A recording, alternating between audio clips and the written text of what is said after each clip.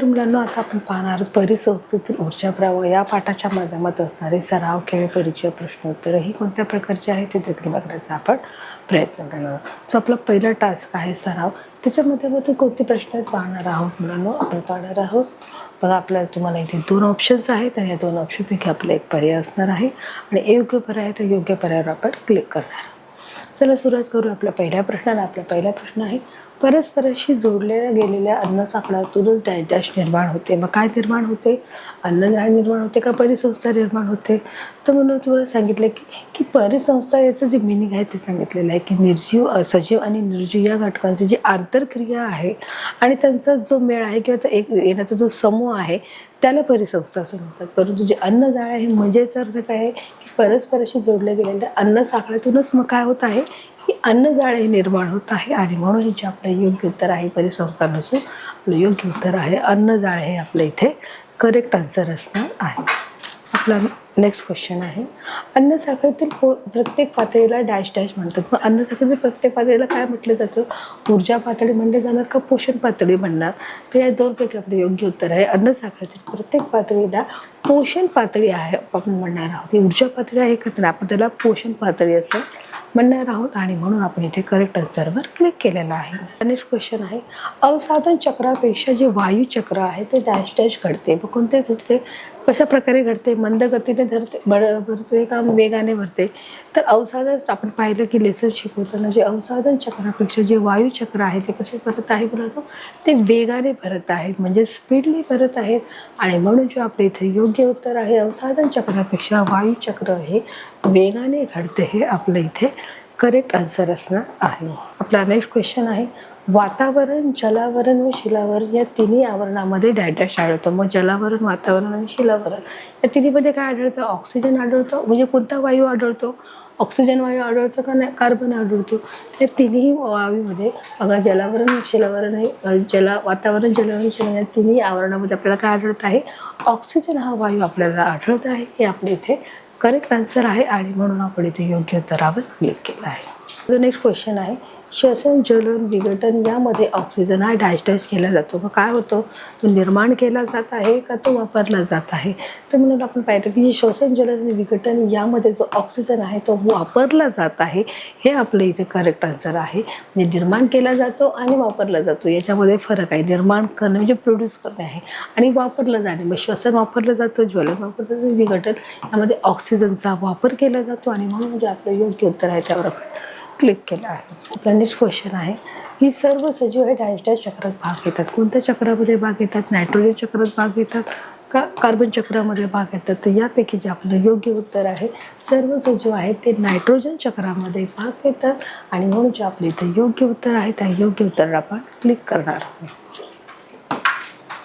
आपला next question आहे बहुतेक सजीवांना डॅश डॅश नायट्रोजन वापरता येत नाही. कोणत्या वापरता येत नाही सजीवांना?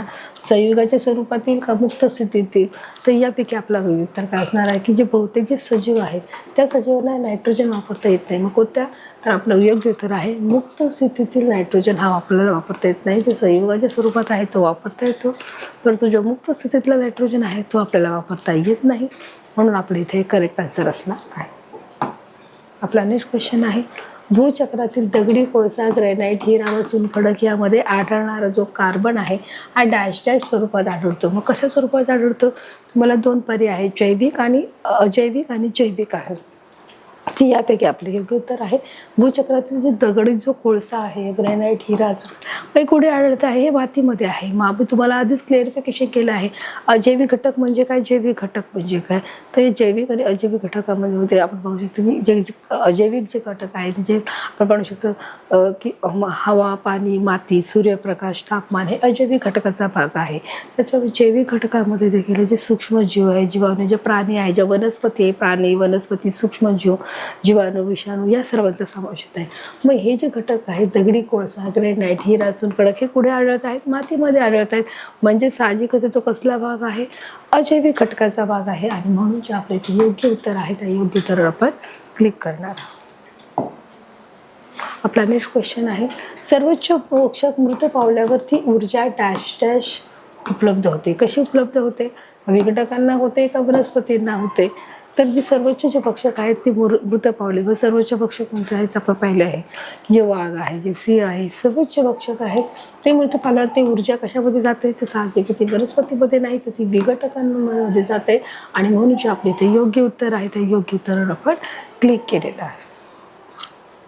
नेक्स्ट क्वेश्चन आहे, जे प्राणी शाकाहारी प्राण्यांना अन्न म्हणून वापर करतात ते डॅश डॅश होत. मग कोणते आहेत, मग सर्वोच्च भक्षक आहेत का द्वितीय भक्षक आहेत. तर यापैकी आपलं जे योग्य उत्तर, जे प्राणी शाकाहारी प्राण्यांना काय करतात, अन्न म्हणून त्याचा वापर करतात, मग ते कोणत्या गटामध्ये मोडले जातात. मग त्याचं जे उत्तर आहे, आपण तुम्हाला 2 ऑप्शन आहेत, सर्वोच्च भक्षक आहे आणि द्वितीय भक्षक आहे.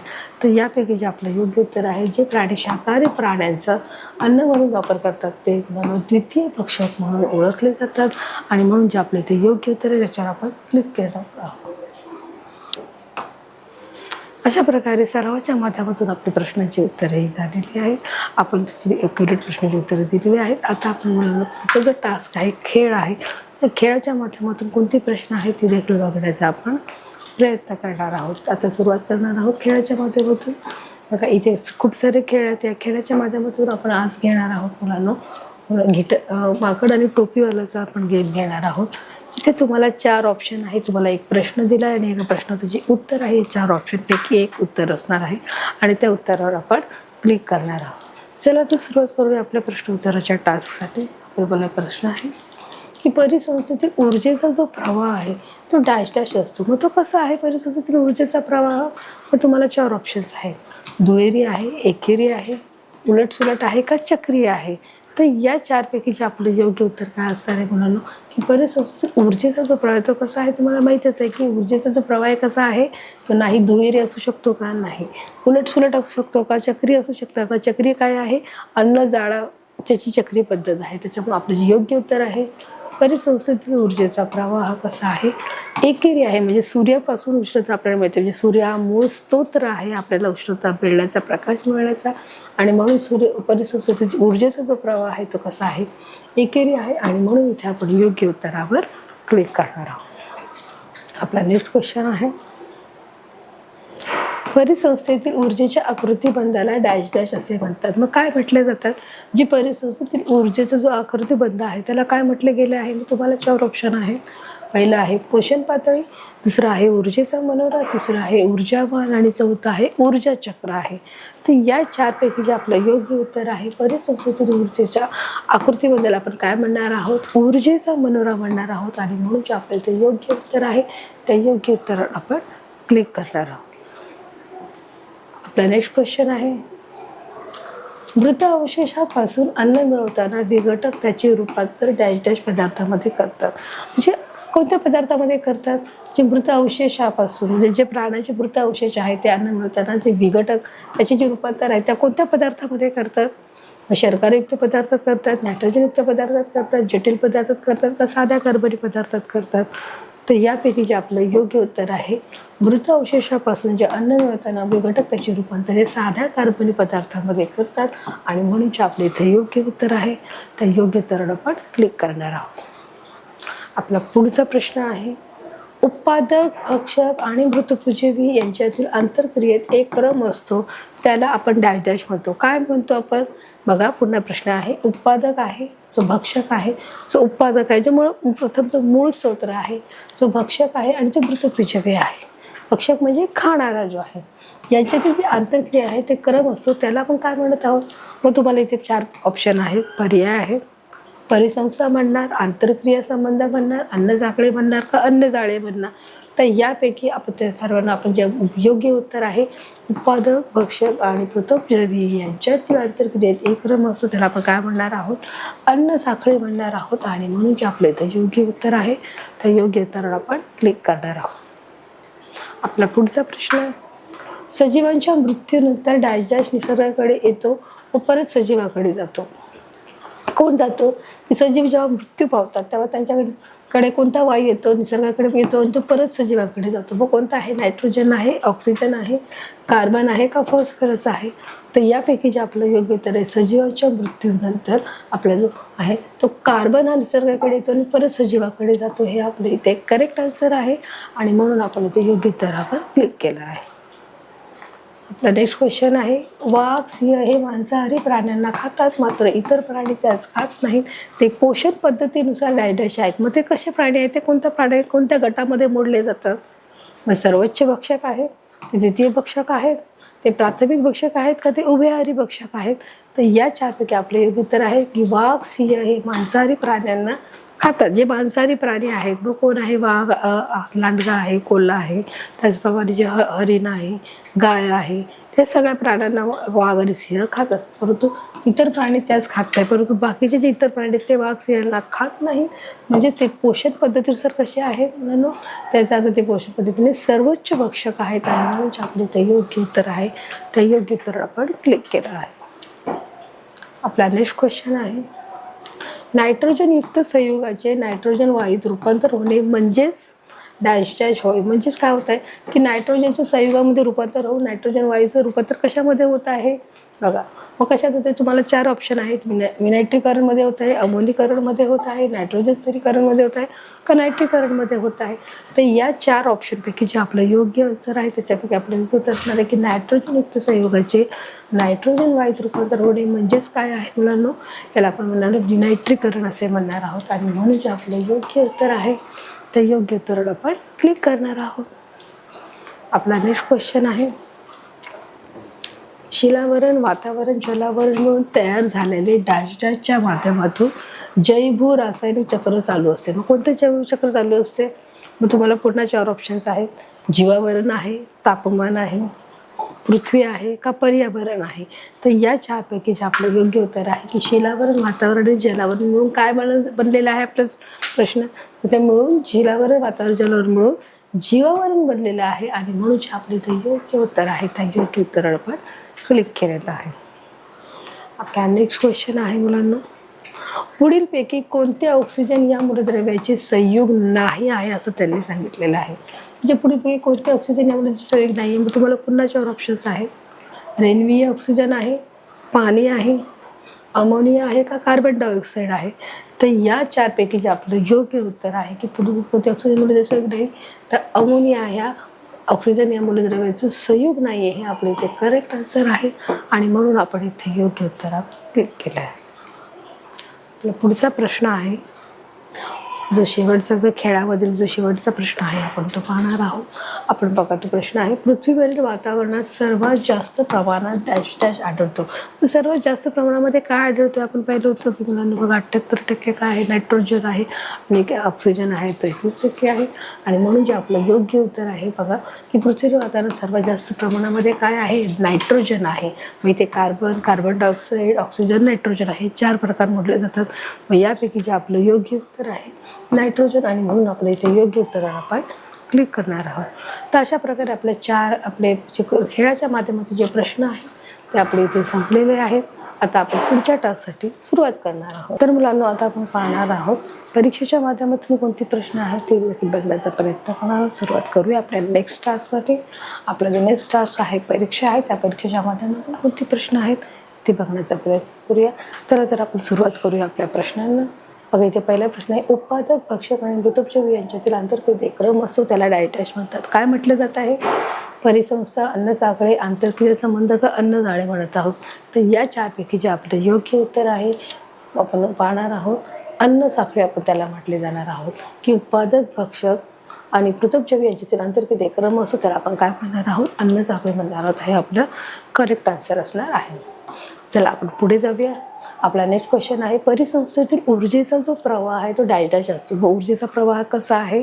दुहेरी आहे, उलटसुलट आहे, एकेरी आहे का चक्रीय आहे? तर याचं उत्तर अगदी सोपं आहे, तुम्हाला माहिती आहे. याचं उत्तर काय आहे मुलांना? याचं उत्तर आहे राईट, बरोबर. काय आहे? एकेरी आहे. आणि म्हणून आपलं जे योग्य उत्तर आहे परिसंस्थेतील ऊर्जेचा प्रवाह हा एकेरी आहे. हे आपले इथे करेक्ट आन्सर असणार आहे. आपला नेक्स्ट क्वेश्चन आहे, नायट्रोजनयुक्त संयुगाचे नायट्रोजन वायूत रूपांतर होणे म्हणजेच त्याला काय म्हणणार आहोत आपण? मग बघा, इथे तुम्हाला 4 ऑप्शन्स आहेत. विनायट्रीकरण, नायट्रोजन स्थिरीकरण, अमोनीकरण किंवा नायट्रीकरण म्हणणार आहोत. तर यापैकी जे आपलं योग्य उत्तर आहे नायट्रोजनयुक्त संयुगाचे नायट्रोजन वायूत रूपांतर होणे म्हणजे त्याला आपण काय म्हणणार आहोत? विनायट्रीकरण असे म्हणणार आहोत. आणि म्हणून जे आपलं योग्य उत्तर त्याच्यावर आपण क्लिक केलं आहे. आपला नेक्स्ट क्वेश्चन आहे, सजीवांच्या मृत्यूनंतर डॅश डॅश निसर्गाकडे येतो, परत सजीवाकडे जातो. मग कोणता वायू सजीवाकडे मृत्यूनंतर तो पुन्हा वायू कोणता वायू जातो सजीवाच्या मृत्यूनंतर आणि पुन्हा तो सजीवाला जाऊन मिळतो? मग नायट्रोजन आहे, कार्बन आहे, ऑक्सिजन आहे, फॉस्फरस आहे. तर यापैकी आपलं जे योग्य उत्तर आहे कार्बन आहे. सजीवाच्या मृत्यूनंतर कार्बन निसर्गाकडे येतो, परत सजीवाकडे जातो. हे आपलं करेक्ट आन्सर असणार आहे. आपला नेक्स्ट क्वेश्चन आहे, मृत अवशेषापासून अन्न मिळवताना विघटक त्याचे रूपांतर डॅशमध्ये करतात. कोणत्या घटकामध्ये करतात? मग शर्करायुक्त, जटिलयुक्त, नायट्रोजनयुक्त का साध्या कार्बनीमध्ये करतात? तर ज्या मृत अवशेषापासून जे अन्न मिळवतात विघटक त्याचे जे रूपांतर आहे ते मुलांना साध्या कार्बनीमध्ये करतात. हे आपल्या इथे करेक्ट आन्सर असणार आहे. आपला नेक्स्ट क्वेश्चन आहे, परिसंस्थेतील ऊर्जेच्या आकृती बंधाला डॅश डॅश असे म्हणतात. जी परिसंस्थेची आकृती आपण पाहिले, जो डायग्राम आपण पाहिलेला आहोत, जो अप टू डाऊन जो पाहिलेला होता, मग त्याला आपण काय म्हणणार आहोत? तुम्हाला 4 पर्याय आहे. त्याला आपण पोषण पातळी म्हणणार आहोत, ऊर्जावान म्हणणार आहोत, का ऊर्जेचा मनोरा म्हणणार आहोत, का ऊर्जा चक्र म्हणणार आहोत? तर या 4 पैकी जे आपलं योग्य उत्तर आहे त्याला आपलं योग्य उत्तर काय असणार आहे? की परिसंस्थेतील ऊर्जेच्या आकृती बंधाला आपण काय म्हणणार आहोत? ऊर्जेचा मनोरा असे आपण म्हणणार आहोत. आणि म्हणून आपण इथे योग्य उत्तरावर क्लिक केलं आहे. आपला नेक्स्ट क्वेश्चन आहे, पुढीलपैकी कोणते ऑक्सिजन या मूलद्रव्याचे संयुग नाही आहे? आता हे जे मूलद्रव्याचे जे ऑक्सिजन आहे या मूलद्रव्याचे संयुग नाही आहे, तर आपले 4 ऑप्शन आहे. मग कोणतं? रेडिओ ऑक्सिजन आहे, अमोनिया आहे, पाणी आहे, का कार्बन डायऑक्साईड आहे? तर यापैकी आपलं योग्य उत्तर आहे कोणत्या ऑक्सिजन मूलद्रव्याचे संयुग नाही, तर अमोनिया हे मूलद्रव्याचे संयुग नाही. हे आपलं इथे करेक्ट आन्सर आहे आणि म्हणून आपण इथे योग्य उत्तरावर क्लिक केलं आहे. आपला नेक्स्ट क्वेश्चन आहे, वाघ, सिंह हे मांसाहारी प्राण्यांना खातात, मात्र इतर प्राणी त्यास खात नाहीत. मग ते पोषण पद्धतीनुसार डॅश डॅश आहे. मग ते पोषण पद्धतीनुसार कोणत्या प्रकारामध्ये मोडले जातात असा त्यांनी प्रश्न विचारलेला आहे. तर म्हणाल आता आपण त्याचे ऑप्शन पाहणार आहोत. बघा, पहिला आहे सर्वोच्च भक्ष्य, दुसरा आहे प्राथमिक भक्ष्य, तिसरा आहे द्वितीय भक्ष्य आणि चौथा आहे उभयहारी आहे. तर या 4 पैकीचे आपलं योग्य उत्तर आहे द्वितीय भक्षक. हे आपल्या इथे आन्सर असणार आहे की वाघ से मांसाहारी प्राणी खातात मात्र इतर प्राणी त्यास खात नाहीत, ते पोषण पद्धतीनुसार म्हणून सर्वोच्च भक्षक या प्राण्यामध्ये आपला त्याचा उल्लेख होत आहे आणि म्हणून जे आपल्या इथे योग्य उत्तर आहे त्याच्यावर आपण क्लिक केलं आहे. आपला नेक्स्ट क्वेश्चन आहे, पृथ्वीवरील वातावरणात सर्वात जास्त प्रमाणात डॅश आढळतो. काय आढळतो? मग कार्बन आहे, ऑक्सिजन आहे, कार्बन डायऑक्साईड का नायट्रोजन आहे? तर पृथ्वीवरील वातावरणात सर्वात जास्त प्रमाणामध्ये काय आहे? तर सर्वात जास्त प्रमाणामध्ये नायट्रोजन आहे. कारण नायट्रोजन हा 78% आहे आणि ऑक्सिजन हा 21% आहे आणि म्हणून जे आपल्या इथे योग्य उत्तर आहे त्याच्यावर आपण क्लिक केलं आहे. आपला शेवटचा प्रश्न आहे, शिलावरण, वातावरण, जलावरण मिळून तयार झालेल्या डॅशच्या माध्यमातून जैव रासायनिक चक्र चालू असते. त्याला आपण काय म्हणणार आहोत? मग जीवावरण, पृथ्वी, तापमान आणि पर्यावरण. तर यापैकी आपलं योग्य उत्तर आहे मुलांना जीवावरण आहे. की शिलावरण, वातावरण, जलावरण म्हणून काय बनत आहे? जीवावरण बनत आहे आणि म्हणून जे आपल्या इथे योग्य उत्तर आहे त्या योग्य उत्तरावर आपण क्लिक करत आहोत. तर अशा प्रकारे आपण सराव, खेळ परीक्षाच्या माध्यमातून आपण प्रश्नाची उत्तरं दिलेली आहेत. आता आपण मुलांना पाहणार आहोत की प्रश्नोत्तराच्या माध्यमातून कोणते प्रश्न आहेत ते देखील बघण्याचा आपण प्रयत्न करणार. काही प्रश्न उत्तर त्याच्यामध्ये काही लघुत्तरी प्रश्न आहेत, काही दीर्घोत्तरी प्रश्न आहेत. कोणते प्रश्न आहेत ते बघूया आपण. आपला जो पहिला प्रश्न आहे सुरुवात करणार आहोत. इथे त्याने पोषण पद्धतीनुसार सजीवांचे वर्गीकरण हे कसे केले जातात त्याने विचारलं की सजीवांचे वर्गीकरण कसे केले जातात. तर सजीवांचे वर्गीकरण हे 4 प्रकारे केले जाते. 4 गटामध्ये ते मोडले जाते. ते कोणते गट आपण पाहणार बघा. पोषण पद्धतीनुसार जे आहे आपल्याला जे स्वयंपोषी आहे, जे परपोषी आहे, त्याचप्रमाणे जे मृतोपजीवी आहे आणि जे विघटक आहेत, अशा 4 प्रकारामध्ये त्याचे मुलांनो प्रकारमध्ये गट केले जातात. पुन्हा एकदा पाहणार आहोत आपण. बघा, जे पोषण पद्धतीनुसार पहिला जो गट आहे जो स्वयंपोषी म्हणजे उत्पादक आहे, दुसरा आहे परपोषी म्हणजे तो भक्षक आहे, तिसरा आहे जो मृतोपजीवी आहे आणि जो चौथा घटक आहे तो विघटक आहे. ह्या तिसऱ्याच्या म्हणजे अशा प्रकारे किती घटक पडतं वर्गीकरण? हे 4 प्रकारामध्ये वर्गीकरण केले जाते. हे आपलं इथे उत्तर क्लिअर झालेलं आहे. आपला नेक्स्ट क्वेश्चन आहे, आपल्या सभोवतालच्या परिसराचे विविध भक्षक स्तर कोणते आहेत? मग विविध भक्षक स्तर कोणते आहेत? तर आपले ते देखील भक्षक स्तर आपण पाहणार आहोत. जे प्राथमिक भक्षक म्हणजे जे शाकाहारी आहेत दुसरे आहे द्वितीय भक्षक जे मांसाहारी आहेत, सर्वोच्च भक्षक व विहारी. मग अशा प्रकारे पुन्हा हे चार आपल्याला परिसंस्थेचे विविध भक्षक रक्षक आपल्याला इथे दिसत आहेत. पुन्हा एकदा आपण पाहणार आहोत. बघा, जिकडे प्राथमिक भक्षक आहे, द्वितीय भक्षक आहे, म्हणजे त्याच्यामध्ये प्राथमिक भक्षकमध्ये शाकाहारी आहे, द्वितीय भक्षकमध्ये मांसाहारी आहे, आणि सर्वोच्च भक्षक म्हणजे हत्तीचे आहे, उभयहारी म्हणजे त्याच्यामध्ये मिश्रहारी आहेत. म्हणजे काय आहे की जे वनस्पती देखील खातात, जे मांसाहारी आणि शाकाहारी दोन्ही प्रकारामध्ये बोलले जातात. अशा प्रकारे विविध भक्षक तर आपल्याला हे 4 प्रकारचे भक्षक तर आपल्याला आढळून येतात. आपला नेक्स्ट क्वेश्चन आहे अन्न साखळी म्हणजे काय. आता अन्न साखळी म्हणजे काय बघितलेलं आहे की उत्पादक, भक्षक आणि मृतोपजीवी यांच्यामध्ये जी कायमचं जी आंतरक्रिया जी सुरू आहे, कोण कोण आहे, उत्पादक, भक्षक आणि मृतोपजीवी यांच्यामध्ये जी आंतरक्रिया जी सुरू असतात, या आंतरक्रियेचा एक क्रम असतो. त्या क्रमालाच आपण काय म्हणणार आहोत, अन्न साखळी म्हणणार आहोत. समजते मुलांनो की उत्पादक, भक्षक आणि मृतोपजीवी यांच्यामधली जी आंतरक्रिया चालू असते आणि यांच्या या क्रमाला आपण काय म्हणणार आहोत, अन्न साखळी असे म्हणणार आहोत. हे आपले इथे उत्तर क्लिअर झालेलं आहे.